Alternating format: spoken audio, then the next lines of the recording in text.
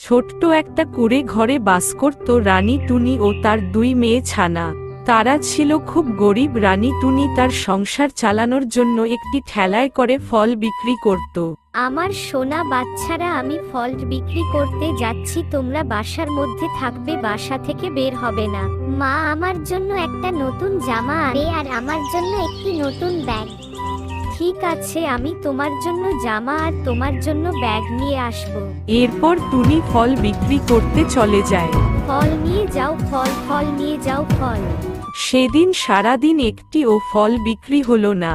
হে ভগবান, এখন কি হবে? আমার বাচ্চাদের জন্য জামা ও ব্যাগ নিয়ে যেতে তো পারবো না এবং তাদের আজকের খাবারও নিয়ে যেতে পারবো না। এখন বাসায় ফিরে তাদের কি খেতে দেব? হে ভগবান, এখন কি হবে? এরপর টুনি মন খারাপ করে বাড়ি ফিরে আসে।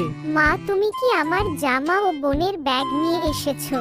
না আমার সোনা বাচ্চারা, আজকের সারাদিন একটিও ফল বিক্রি হয়নি। তবে তোমরা চিন্তা করো না, আমি কালকে তোমাদের জন্য জামা ও ব্যাগ নিয়ে আসব। কিন্তু আমি এখন তোমাদের কি খেতে দেব? মা, আজ না হয় আমরা তোমার বিক্রি না হওয়া ফল খেয়েই থাকবো।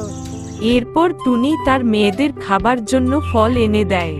মা, আমার মাথায় একটি বুদ্ধি এসেছে যাতে আমাদের সব সমস্যা দূর হতে পারে।